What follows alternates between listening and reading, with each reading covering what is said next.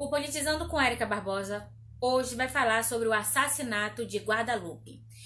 Eu não vou colocar como uma tragédia, eu vou colocar como uma prática, como um ato de assassinato, porque a dimensão, a forma que se deu não é caracterizado dessa forma.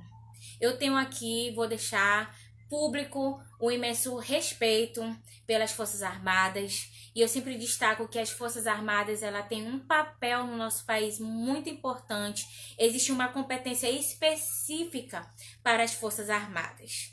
Mas também, como cidadã, como brasileira, eu vou colocar aqui também que assim há excessos, despreparo e uma construção de ideias muito distorcida sobre o papel dos militares no Brasil.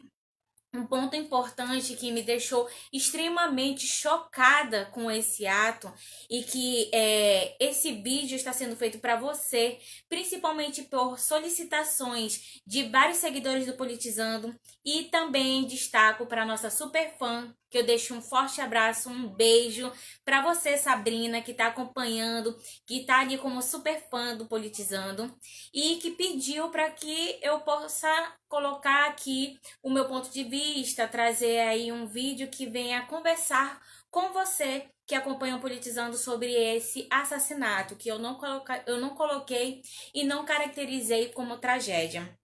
Então, assim, uma família, né, que estava em Guadalupe, zona norte do Rio de Janeiro, estava indo para um baby shower, foi alvejada, né, por 80 tiros, né, de armamento militar. Gente, imagina, tem imagens, né? E essas imagens, elas colocam de uma forma muito clara, não tem o que discutir. As evidências estão ali, existem vários vídeos que a própria população, que a vizinhança local fez. Existe aí o depoimento da viúva, né, do esposo que veio falecer, que o nome dele é Evaldo Rocha, ele tinha 51 anos, trabalhava como segurança e como músico. Inclusive, estava ela, a mulher, né, a viúva, o esposo que veio a falecer e o filho de 7 anos dentro de um carro.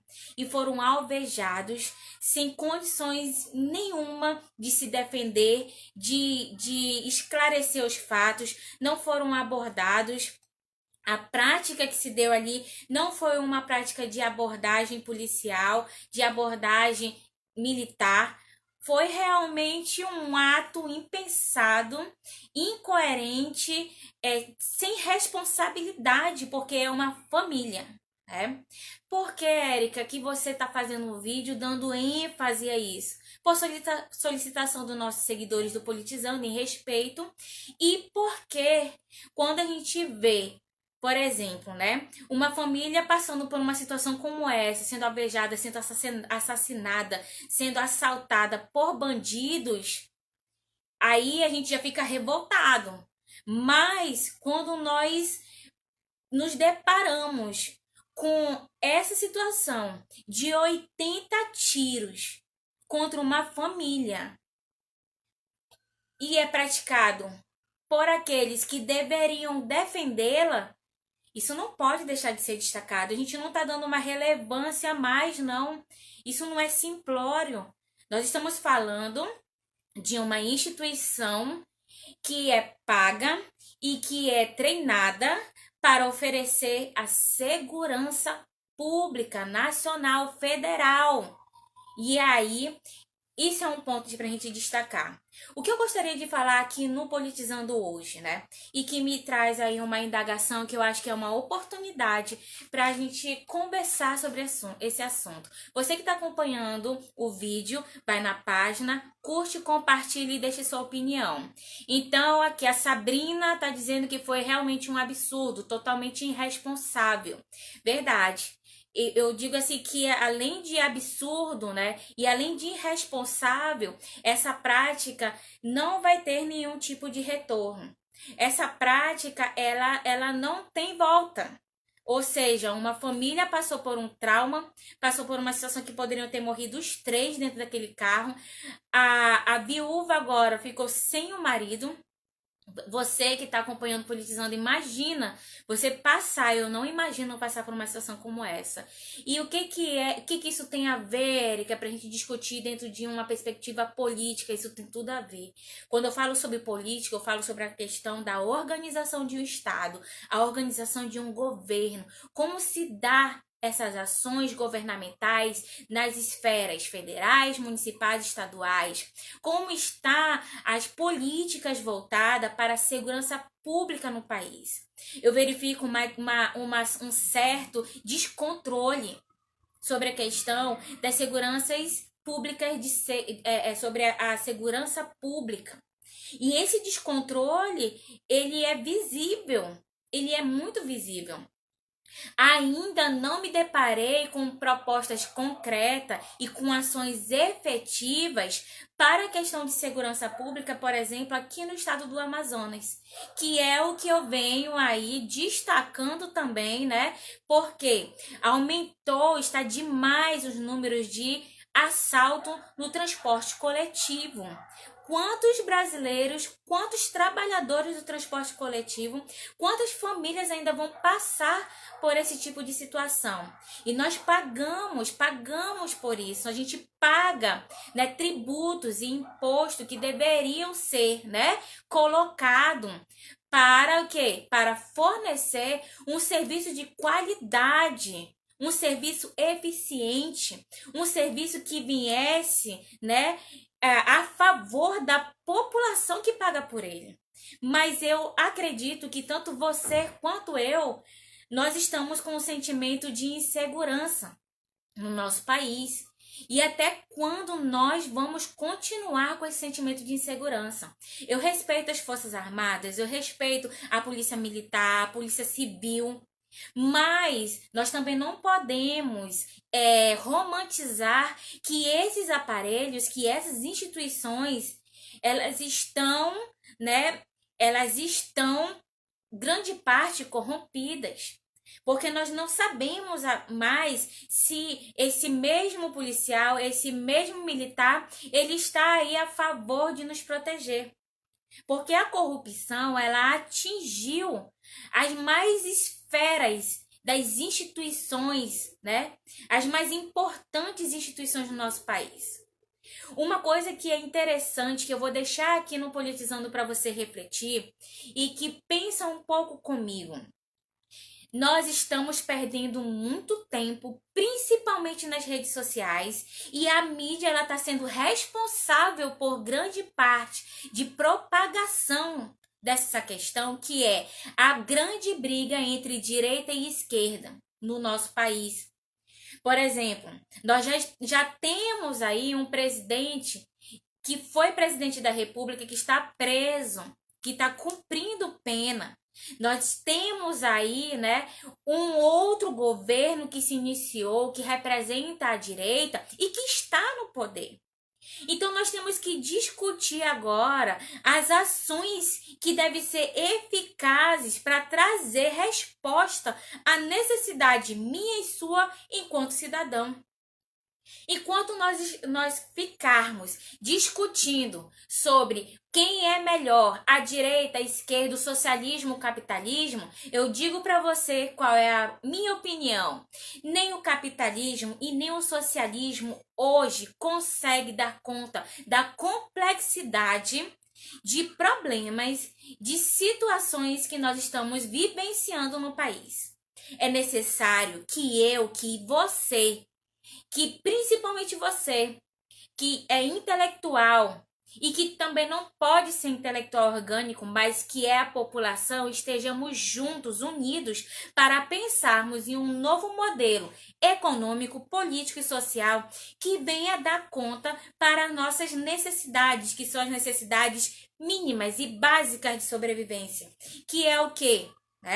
Que é a necessidade de sobreviver. Sobreviver hoje no Brasil, sobreviver hoje no nosso estado do Amazonas está muito difícil. Porque você não sabe, você trabalhador que sai da sua casa às 5 horas da manhã, você não sabe se você tem garantia de voltar para o seu lar. Você não sabe se você vai passar por uma abordagem que vai acontecer um excesso e que você vai ser responsabilizado por isso. Você não sabe se você vai ser abordado por um bandido que está muito mais armado e que pode cometer com você, né? Além do roubo, do assalto, pode lhe tirar a vida. Nós passamos aí há pouco tempo sobre essa grande discussão que não houve aí realmente uma propagação de discussão no cunho educativo, que não foi, porque a população não foi chamada para discutir sobre a questão do armamento no Brasil. Foi uma ideia colocada como um plano de projeto defendido por um governo e que a maioria das pessoas elegeu. E isso é democracia, isso é legítimo. Mas aqui eu coloco alguns pontos para vocês que a mídia ela vem contribuindo, ela vem propagando essa limitação de análise e interpretação sobre alguns fatos, sobre algumas situações que devem ser discutidas de uma forma neutra, de uma certa neutralidade. Porque a discussão agora não é se o PT roubou, se o PMDB roubou, se o, né, não é.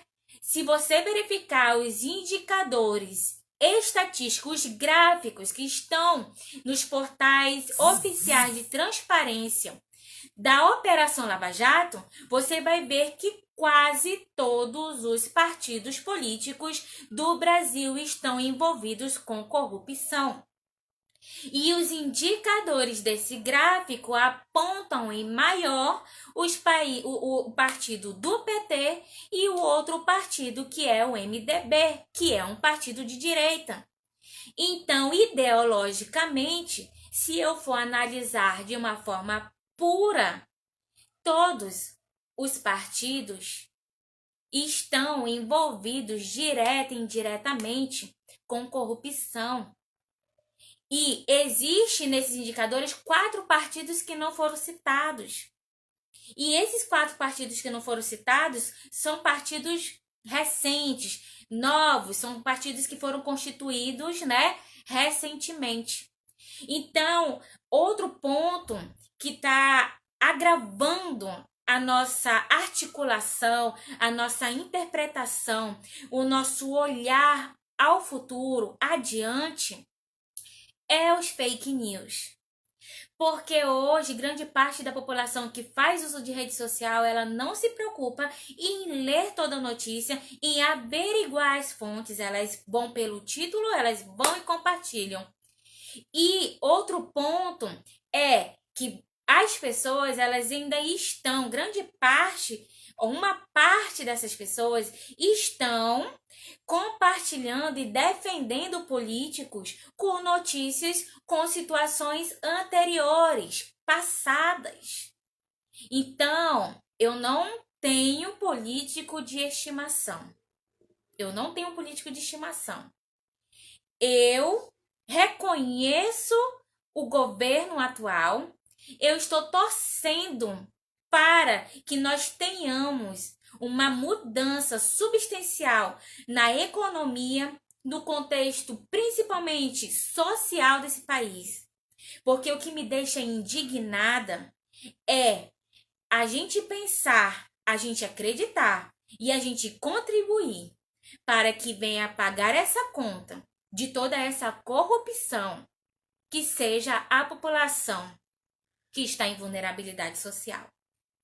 Porque o capitalismo, ele é acúmulo de capital, acúmulo de dinheiro. E quem está acumulando dinheiro nesse país? Agora eu pergunto para você. Quem acumula? Quem é os donos do bem e do meio de produção? Então, eu já respondo também. Esses são os grandes donos do capital. São os grandes empresários. Eu não estou falando dos pequenos empresários. Porque os pequenos empresários também estão pagando para os grandes empresários. Porque a taxa de tributação para os microempresários é muito grande. comparado com a taxa de tributação e dessas situações que são colocadas pelo governo de perdoar as dívidas dessas grandes empresas. Em contrapartida, quem é que paga esse rombo? Quem é que paga esse grande prejuízo? É as pessoas que se acham e consideram da classe média desse país. É você, um microempresário, e é você, trabalhador, que acorda todo dia, bem cedo, vende sua força de trabalho, porque até agora o salário mínimo não foi reajustado de acordo com a nossa realidade, porque o salário mínimo ele não é de acordo com o quê? Com a cesta básica. A Constituição, ela preconiza que o reajuste de um salário de um trabalhador tem aí um embasamento partindo do que? Da cesta básica, do básico de alimentação, do básico de moradia, do básico de lazer, de saúde, que eu e você, e também de educação que a gente precisa. Mas nós verificamos que o salário mínimo não condiz com essa realidade. E você viu quanto foi ajustado o salário mínimo para eu e para você? Agora eu lhe pergunto, em quanto percentual foi ajustado o salário mínimo do poder judiciário desse país? Do poder, executivo desse país e do poder legislativo desse país. Então, realmente, será que a classe política está organizada com o mesmo objetivo, com o mesmo propósito em comum de oferecer para você, cidadão, para mim como cidadã, uma melhor qualidade de vida, um reconhecimento dos nossos direitos, enquanto contribuintes diretos e indiretos desse fundo? Será que essa classe política, ela realmente tem um comprometimento com a sua qualidade de vida, com a nossa sobrevivência, com a efetivação das políticas públicas? Você já buscou saber sobre essas propostas de mudança a respeito da legislação trabalhista no nosso país? Ou tampouco você também já buscou saber a fundo ou já leu sobre isso? Já buscou na internet a informação sobre as políticas de assistência social do seu país? Você já leu a Constituição Federal do seu país? Você já buscou lá no site da Assembleia Legislativa do Estado do Amazonas o que o seu deputado que você votou está fazendo? Você já buscou no site da Câmara Municipal de Manaus o que o seu vereador está realizando, está defendendo, está, produzindo enquanto representante político dos seus objetivos? Você já participou de algum conselho municipal, estadual de educação, de saúde, de moradia? Se nessas perguntas você não participou de nada disso, eu quero dizer para você que independente da sua escolaridade, do local onde você está, do gênero, da bandeira partidária que você defende, da corrente ideológica que você também defende, essas práticas são práticas de cidadania. E essas práticas de cidadania, elas são importantíssimas para que eu e você continue fazendo ou comece a realizar desde agora, você que está assistindo esse vídeo.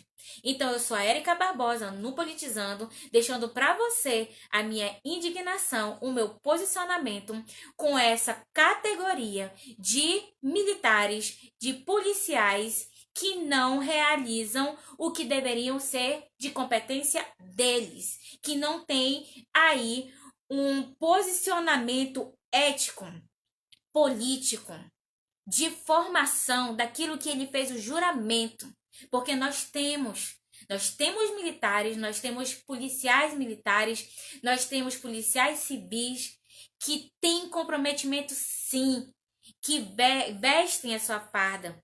Porque o respeito que eu tenho por essa categoria é que são pessoas que saem das suas casas e que não sabem também se vão voltar.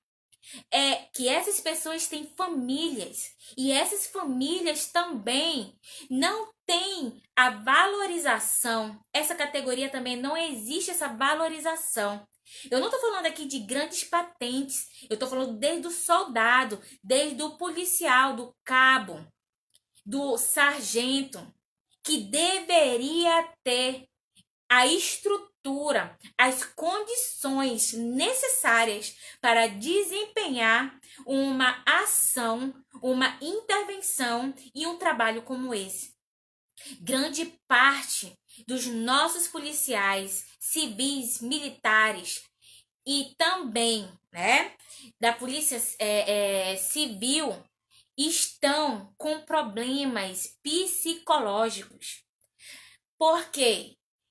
Uma coisa que eu defendo e que deveria ser colocado principalmente como pauta pelos deputados aqui da Assembleia Legislativa do Estado do Amazonas, o que? A criação de postos de atendimento psicossocial nas delegacias para os policiais militares da Polícia Civil e da Polícia Militar, e também para o Exército, Marinha e Aeronáutica. O Brasil não tem uma cultura de quê? De política de saúde mental. E isso é necessário. Isso é necessário. Então, o poder público tem que valorizar essa categoria, sim, mas tem que buscar equiparar essa discrepância salarial entre o que as hierarquias estabelecidas dentro dessa categoria de trabalhadores na segurança pública. E também tem que haver uma fiscalização, uma maior qualificação, verificar quem é que pode ir para a rua, quem é que pode ir para uma intervenção dessa. Porque as pessoas estão despreparadas. Porque até eu pensar e atirar, eu tenho que ter uma condição racional para isso. Eu tenho que saber ali discernir qual é a ação que eu vou exercer, que eu vou praticar e que eu vou desempenhar. Porque toda ação tem uma consequência. E essas consequências, elas não são apenas dentro de uma causa de que essa viúva perdeu um marido e essa criança perdeu um pai.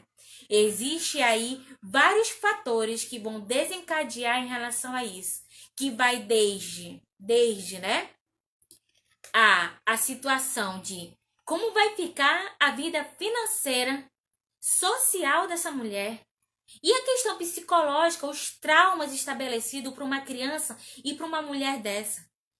Então, gente, eu estou de luto hoje por esse assassinato que ocorreu no Rio de Janeiro. Isso é um indicador que não acontece só no Rio de Janeiro, que acontece muita coisa aqui no nosso estado do Amazonas.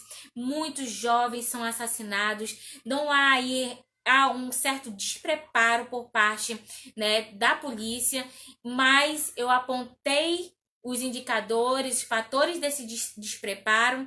Apontei aqui também a relevância de a gente valorizar, de a gente potencializar e também cobrar do poder público um maior investimento para esse aparelho, né, que atua na segurança pública que eu e você precisamos. Mas que eles estejam aí para ajudar na propagação da segurança, da cidadania, da valorização da vida, das diferenças, das escolhas e da liberdade que eu e você temos direito e que pagamos por isso. Então eu deixo um forte abraço para você que participou do vídeo. Não deixa de compartilhar, deixar a sua opinião, ajuda a divulgar e vai lá que tem várias enquetes no Politizando aguardando você. E para minha super fã do Politizando, Sabrina Nascimento, ó, um beijo para você.